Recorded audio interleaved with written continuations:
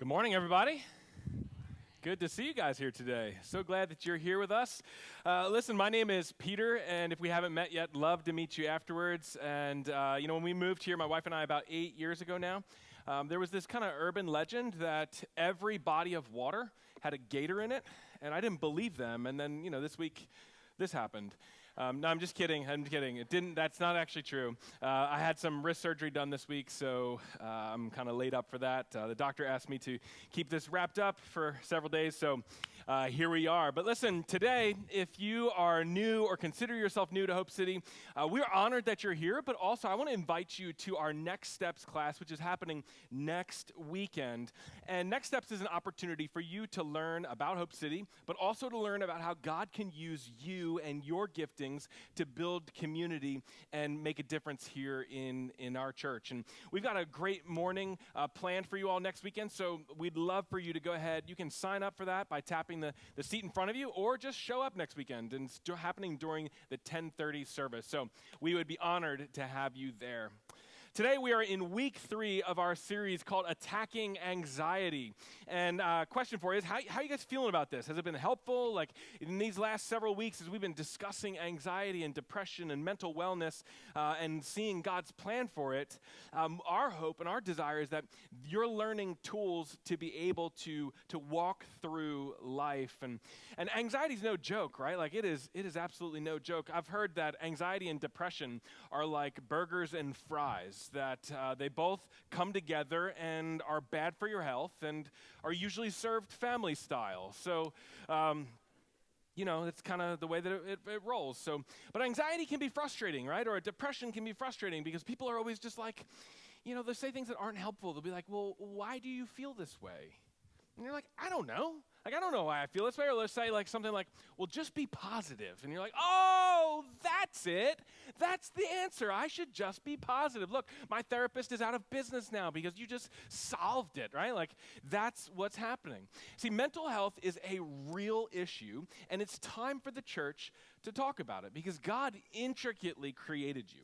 He created you mind, body, and soul. In other words, he created you emotional, he created you physical, and he created you as a spiritual person. And he deeply cares about you, which means he cares about every single part of you. And his word gives us plenty of clues as to how we can live free. See, our theme verse from this series is Galatians 5, chapter 5, verse 1. It says, it's for freedom that Christ has set you free. Stand firm and do not let yourselves be burdened again by a yoke of slavery. When it comes to anxiety, depression, and all forms of mental wellness, I want to help you understand what God has promised you. This verse is short, but it is packed with just a powerful message there. Because Paul could have just said, hey, listen, Christ has set you free.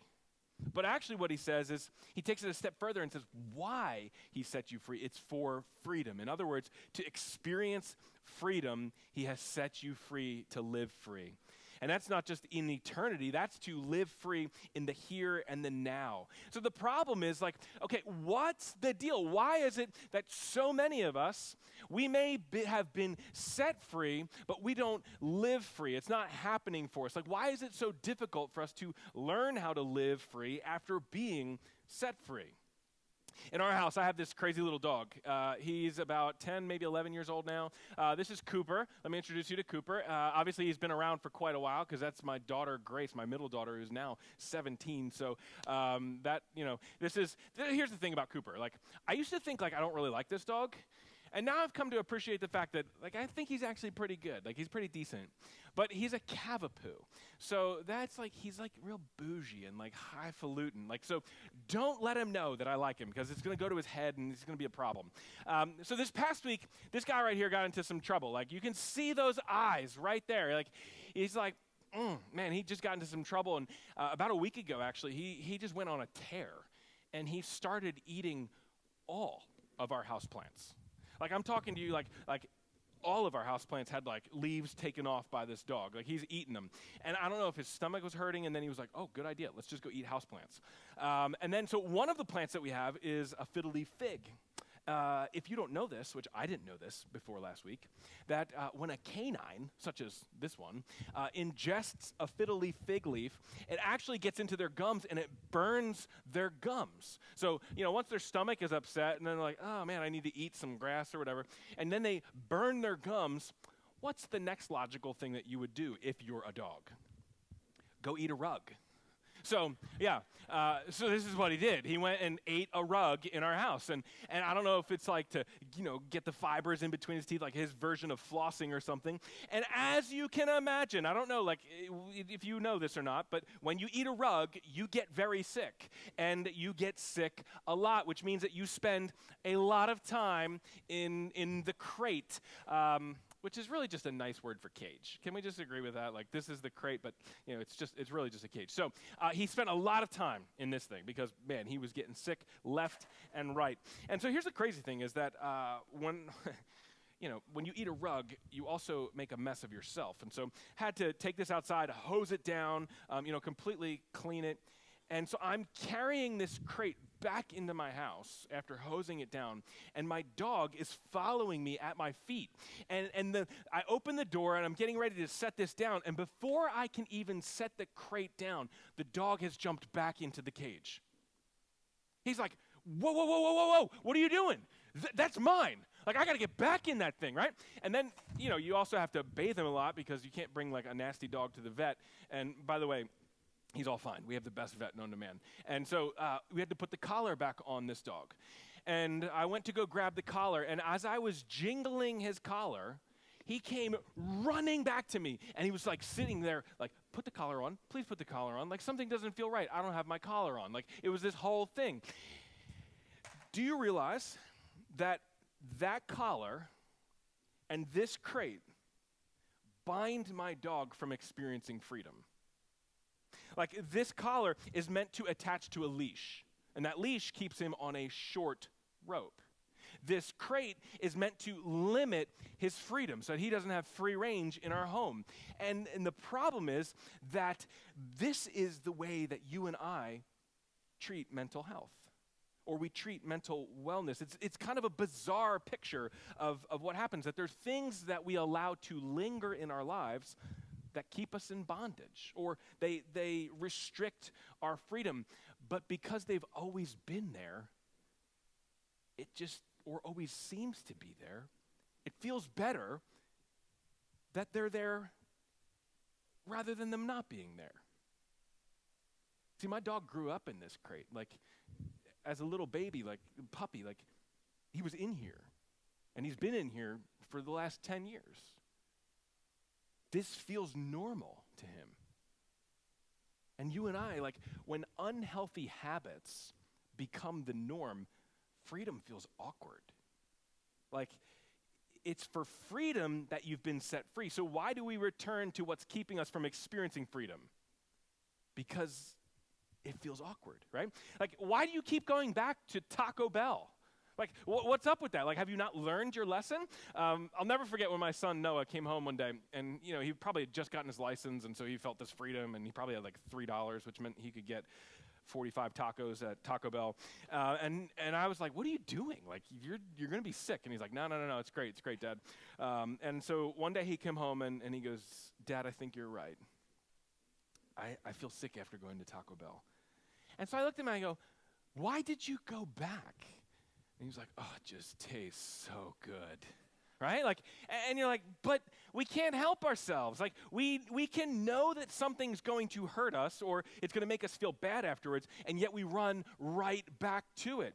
This isn't limited to just food, though, right? Like, this happens in relationships as well. Let's say that you're in a marriage and you're saying there's a lack of communication in the marriage. And inside of your marriage, when you don't communicate, that just kind of becomes the norm. And over a period of time, all you do is not communicate. And so you just get the broom out, sweep it under the rug a little bit more, and then before you know it, you have this, giant hill under your rug that you trip over. But lack of communication has become the norm. So communicating is awkward. It's uncomfortable. The same thing is true with pornography, with alcohol, with prescription drugs, with narcotics. Like, we can abuse a substance like sex, drugs, and alcohol. And because it's normal, even though we know that it's unhealthy for us, we can feel awkward or uncomfortable when it's not present. Open your Bibles to 2 Corinthians chapter 3, verse 17 through 18. I want to invite you there because Paul writes a letter to the Corinthian church. He actually writes 2 letters to the church. So if you're ever feeling bad about yourself, like, man, my life isn't all together, the Corinthian got 2 letters from Paul. So they were definitely fairly jacked up. So here's what Paul says to the Corinthian church. He says, "Now the Lord is the Spirit, and where the Spirit of the Lord is, there is freedom. And we, who with unveiled faces all reflect the Lord's glory, are being transformed into his likeness with ever-increasing glory, which comes from the Lord, who is the Spirit." So here in 2 Corinthians, Paul's emphasis is on freedom, and the freedom that we have to obey the law, and it comes from the power of the Spirit. Like, where the Spirit of the Lord is, there's freedom. This is authentic freedom, the kind of freedom that allows you to live the life that God intended for you to live, the kind of freedom that allows you to put other people first, the kind of freedom that allows you to forgive the unforgivable or to return good for evil, the kind of freedom that lets you love the Lord your God with all your heart, soul, mind, and strength. This is the kind of freedom, but it doesn't come from just kind of figuring it out on your own. It's not coming from your own desire.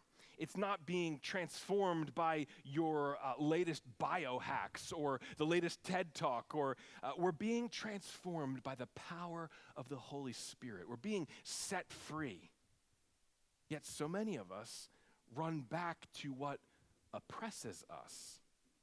My dog Cooper may not be the smartest dog on planet Earth, because there was, I remember one morning I woke up, and this cage has 2 doors, which is so clever, so crafty. And I remember one day waking up, and the one, I think I had locked this door, and this one was just shut like that. Like, you could push it open at any point in time. But he was either too lazy or too unaware to recognize that he could break free in this moment. See, he's stuck in old habits, old ways. We're not being transformed by our desires. Many of us, though, kind of run back to what oppresses us. John 10:10, Jesus says that the thief comes to steal, kill, and destroy. In other words, to lock us up. But he says, "I have come that you may have life and life to the full." So that's like saying you are set free to live free. You're having a full life and life to the full. So don't miss that and don't settle for anything less. Romans 8:12 through 17 gives us clear instructions. It says, "Therefore, brothers, we have an obligation, but it's not to our sinful nature to live according to it. For if you live according to the sinful nature, you will die. But if by the Spirit you put to death the misdeeds of the body, you will live. Because those who are led by the Spirit of God are sons of God. For you did not receive a spirit that makes you a slave again to fear, but you received the spirit of sonship. And by him we cry, Abba, Father." The Spirit testifies with our spirit that we're God's children. Now, if we're God's children, then we are heirs, heirs of God and co-heirs with Christ. If indeed we share in his sufferings, in order that we may also share in his glory. You see, Paul, he's telling us that our obligation is not to the desires of our flesh or our sinful nature. Our obligation is to live according to the Spirit in your life, the Spirit of God. And the good news is that if we do this, we're not only going to make it through, we're going to share in Christ's glory as co-heirs. So if we're going to live free, if we're going to live free from anxiety and depression and the things that kind of come into our lives to steal life from us, we have got to live in freedom. It means that we've got to stop living in the flesh. It's not just about starting. We love to start things, right? Like, think about January 1st, the beginning of the year. We got all these things that we want to start. It's about time that some of us just say, no, here's a few things that I'm going to stop doing.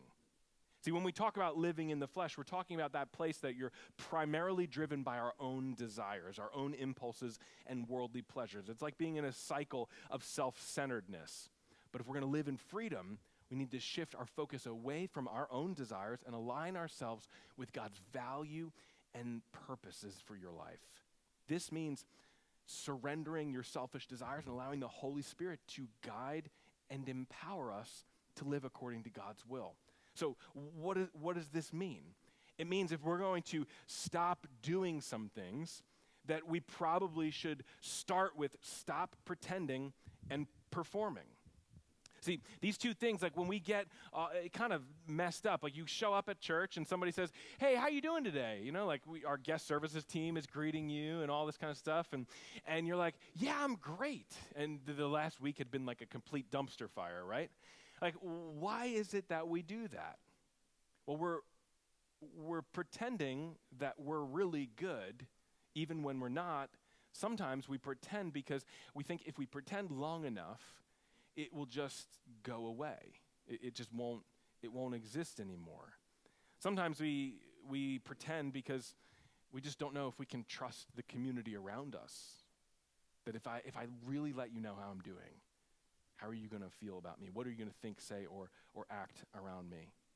See, what ends up happening when we pretend is that we actually just pretend our way into isolation and depression, and we just get back into a place where we're pushing people away from us.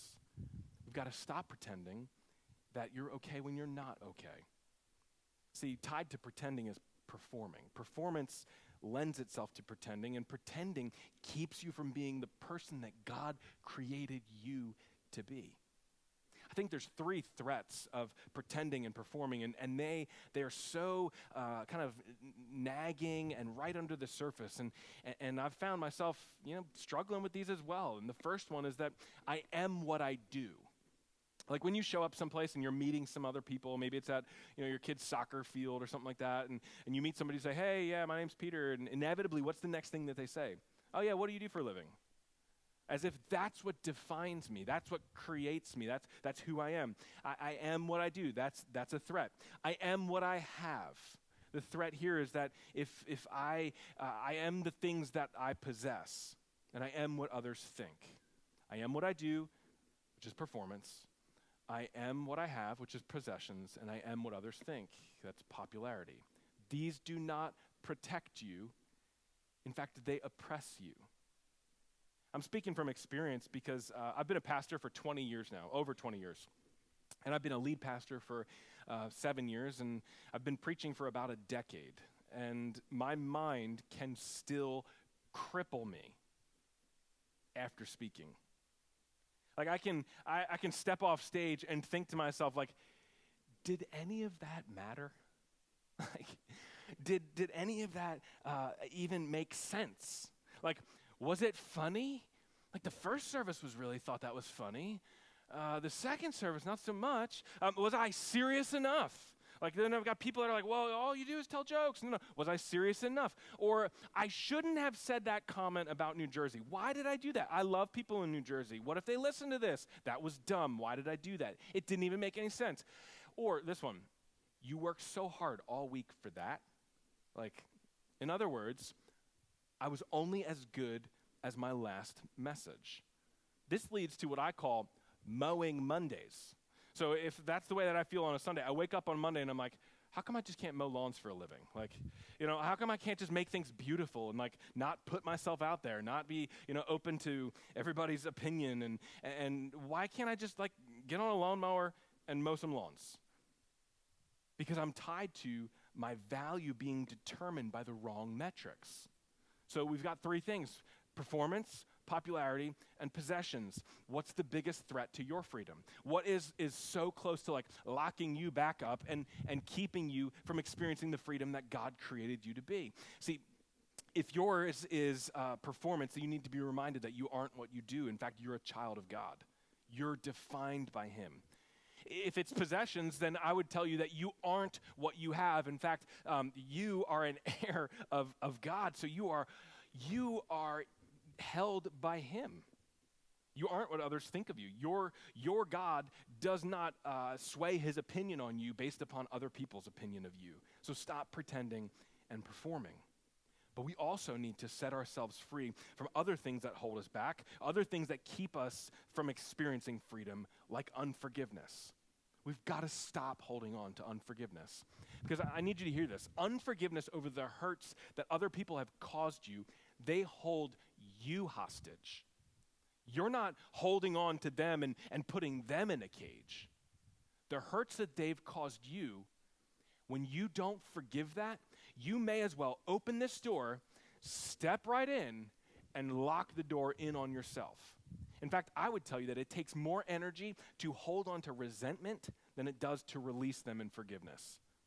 Resentment, it's like holding your hand on a hot stove and being like, why does this hurt?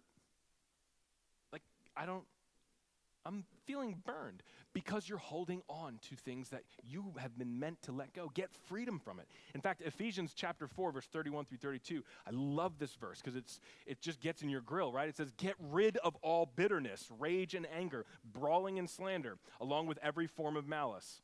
We're like, okay, cool. I got rid of most of that. Be kind and compassionate to one another. Sometimes. Forgiving each other just as Christ God forgave you. That's a little bit harder. Stop holding on to unforgiveness because forgiveness ushers in peace and peace ushers out anxiety. It says you can just go this way. It literally shows anxiety the door. You can be offended without living offended because freedom is found in giving yourself permission to face it, feel it, and forgive it.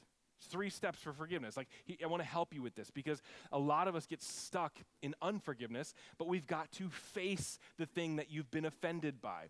It does you no good to pretend that, you know what, that didn't really hurt me. Or you've got to identify what it is that hurt because you've got to accept what happened. You don't have to like it, but you have to face it. And once you face it, you can feel it. If we just kind of prevent ourselves from experiencing the lows and the hurts, you will be constantly coming back to the same wound, constantly coming back unless you address it head on. You've got to face it and you've got to feel it, but then you have to forgive it. You got to just make a decision to forgive. Like Romans 12, 17 through 19 says, don't repay evil with evil. Say it out loud. I'm not going to repay evil with evil. I'm not going to repay what somebody has done to me with evil because I am not going to put myself back into that crate, back into that cage. Let me be clear that everyone deserves forgiveness. Not everyone deserves a restored friendship with you. Some things break the friendship for life. Hurt and trauma can be forgiven, but it's still a reminder that things will never be the same as they once were. Forgiveness lets you out. C.S. Lewis says, forgiveness sounds like a great idea unless you're the one that has to do it. Been there? I have. That would be great. And then I've had to forgive people.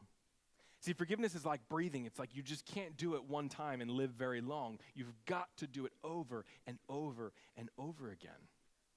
Let yourself out of unforgiveness. Stop the unforgiveness in your life.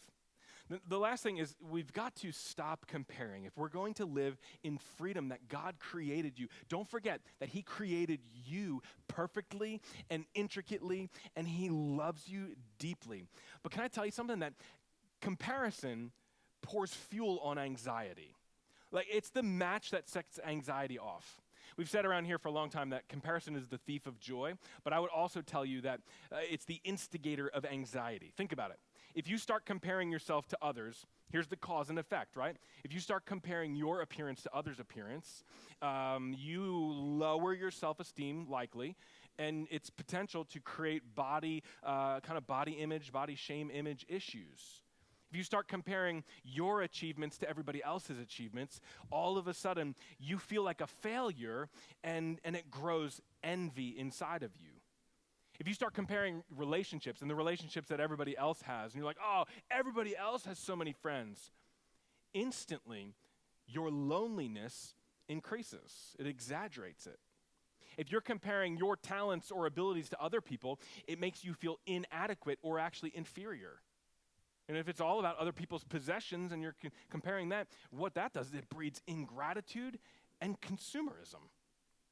Proverbs 14:30 says that a heart at peace gives life to the body. I love that. But envy rots the bones. I don't think that it's a coincidence that the rise of anxiety in our culture is matched with the rise of social media and technology. You need to be careful with what you consume. I'm going to say it this way. Pay attention to your soul while you scroll. Like, what's happening inside of you as you're scrolling? What's going on? Like, I'm telling you, like, what kind of posts are you seeing? Probably everyone's best vacations, right? You're seeing their kids' achievements. You're seeing their honeymoon pictures. You're seeing their grandkids.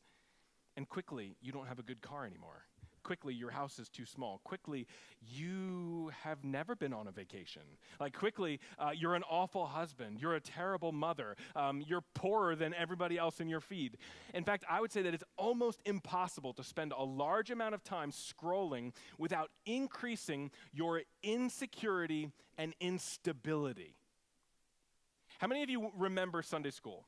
Anybody remember Sunday school? Where are my Sunday school people at? Okay, good. Raise your hands up nice and loud, or nice and high. Okay, so in Sunday school, do you remember this song? Oh, be careful, little eyes, what you see. Do you remember that song? Okay, so let's sing it together. Ready? Oh, be careful, little eyes, what you see. Oh, be careful, little eyes, what you see.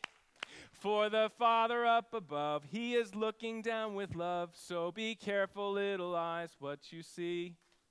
Now, verse 2, right? Yeah, good job, everybody. We're taking auditions for the worship team, so fair, there we go.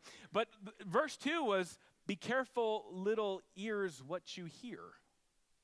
Then we sang, be careful, little minds, what you think. Be careful, little feet, where you go. And this is always like, I always thought it was like this cheesy little song that we sang. It's never been more current and never been more relevant than right now. Be careful, little eyes, what you see. Be careful, little feet, where you go. I would add the 21st century version, be careful, little thumbs, where you scroll. Be careful. Social media is not evil at all, but it can be. It can be dangerous because it's crazy easy to compare your worst days with everybody else's best days. And so I want to burst your bubble right now. Just get it out of the way. Your normal will never compete with everybody else's highlights. It's just not. Parents, I just want to share with you too. I want to caution you. Be careful with social media with your kids. Watch your kids. In fact, the prefrontal cortex, or the part of your kids' brains that makes snap decisions, it's been researched that in men, it doesn't even fully develop till 75. But in all, yeah, some of you are late to the party. You'll get it later. But your prefrontal cortex, this is the front part of your brain that makes the decision of like, should I jump off that bridge? Yeah, I'll do it. Like sometimes when I ask my son, I'm like, why did you do that? He goes, I don't know. I actually believe him because it's not fully developed yet. He doesn't know why he did something. Like it's that snap decision. And so here's the problem is that we are raising a generation of people. We're giving something in their hands, a powerful tool, and we're saying, make those snap decisions instantly. You as parents need to be involved. Be careful. The hits of dopamine that we get when we see a notification, a heart, a like, a comment, a share, it can be destructive. There's times when, as a family, we'll sit down at the dinner table and we'll say, because 2 out of 3 of my kids have social media, and we're not opposed, but we want to help give them guidelines and parameters. We want to give them boundaries that they can run free on the inside of. So we'll ask them questions like this. Who are you following that doesn't make you feel good? And that can change. Like that can change over the course of a couple months, right? So who are you following that doesn't make you feel good? What do we need to do about that? And then we actually will say things like, you know what, tonight let's unfollow 10 people. 10 people, 10 brands, 10, companies, 10 whatever. But if there's something that is making you feel something inside of you less than or jealous or envy, that's going to rot your bones. Let's not do that. Here's the thing is that you as parents can look and you can say, well, we're raising a digital generation. They are natively digital. Yes, but they are not natively discerning yet. You need to discern for them. They can't make those decisions yet. And I'm not picking on parents because I'm in the midst of this. Like, I'm not immune to the sabotage of the scroll. In fact, I want to help you. I want to give you a 7-question self-examination of what happens, what's going on inside of you as you are navigating the world that we're in. And so here's what happens when I scroll. Inevitably, I have followed a bunch of pastors, a bunch of churches, and I'm seeing them, I'm seeing their churches, I'm seeing the way that they, the reels that they're creating, the content that they're putting out, and they're posting a ton of stuff. And a couple of these guys that I follow, they are launching a new podcast, and I'm like, well, that's cool. Look at that. They have their own podcast. Like, I would love a podcast. I need a podcast. Why do I not have a podcast? Everybody's got a podcast. Like, get me a podcast. What is wrong with me? I'm such a loser, like a slacker. And this is what I'm seeing as I'm scrolling. So we asked myself this first question. What am I feeling right now? I'm feeling insecure that they're producing more than I am, that they're more influential than I am, that they're helping more people than I am. So what am I feeling? Then I'm saying, what is the story that I'm telling myself? Well, when I see that, I start to weave this really weird story together that I'll never be at a place where I could have the time to do a podcast. And then I ask myself, well, why do I feel that way? Because it's tied to that whole performance and pretending syndrome. It's if I don't produce and perform, I'm not valued. Then we have to ask ourselves this question. What does the gospel say about this? What does the good news of Jesus say about this in your life? And for me, in this story and in this context, I would say that I don't have to do anything to be loved by God. There's nothing that I can do to make him love me more, or nothing I can do that'll make him love me less. But in that moment, what am I believing about God? That's the next question you got to ask. That he didn't make me smart enough. He didn't make me creative enough. He didn't give me a big enough threshold to be able to produce a podcast and write a message and lead staff and care for my family. Then you say, well, what lies am I tempted to believe? Well, I'm tempted to believe that I'll never be as successful as other people because others are doing more. And when you can get through that list, you have to ask yourself the question, what counter-instinctive instruction or action is needed? Well, for me, the counter-instinctive action is to actually push away from my computer, to push away from content creation, and to spend more time with my Savior. That I actually need to not create, I need to be present. I need to be focused on being faithful to what God has put in front of me for today and not compare. So I want to give you an opportunity to take a picture of this because I realize I kind of hit you with a lot of those questions. They are in your message notes, but this is one of the ways that as I feel things inside of me, as I feel anxiety start to creep up, that I process this. I don't do this perfectly all the time, but I can write this in a journal. I can do this on just even mentally, like what am I feeling? Why am I feeling this way? What lies am I tempted to believe? And what do I need to do that's counter-instinctive? Because while you're scrolling, something is happening. So you got to stop comparing because comparison can amplify anxiety. See, what are you doing that is raising your anxiety? What is it that you're running back to? Is it pretending or performing? Is it unforgiveness? Is it comparison? Because like my dog, even this morning when I carried this crate out of the house, he was following me intently, like, where is that going? Like my dog, when I carry this home, I promise you that this will happen today, that he will follow me and he will jump back into this crate before I even set it down. Because this has always been here. This is what is normal. But freedom isn't just about what you have been freed from, it's what you have been freed for. In fact, you've been freed to live an abundant life, a life that honors God and blesses others. So disrupt what's killing your joy, and then you'll create space to live an abundant life. Quit being so critical about yourself. Walk in confidence that you are an heir to the throne of Jesus, like that you are a co-heir. that you get to walk into the throne room of God. You get to be present with him and communicate with him, that he looks at you and he loves you, that he sees perfection in you, that he sees what could be. See, when we talk about freedom, it all centers around what Jesus accomplished for us on the cross. His sacrifice on the cross is not just a historical event. It's at the very foundation, at the core of our freedom as believers. Jesus willingly endured unimaginable suffering and death on the cross so that we could experience true freedom. In fact, he didn't just open the door and say, you can go out. He just completely annihilated the crate. He took the weight of our hurts, our habits, our hang-ups, the burdens that weigh us down and hold us captive. And through his death and his resurrection, he broke the stronghold of sin and he offered us forgiveness and freedom.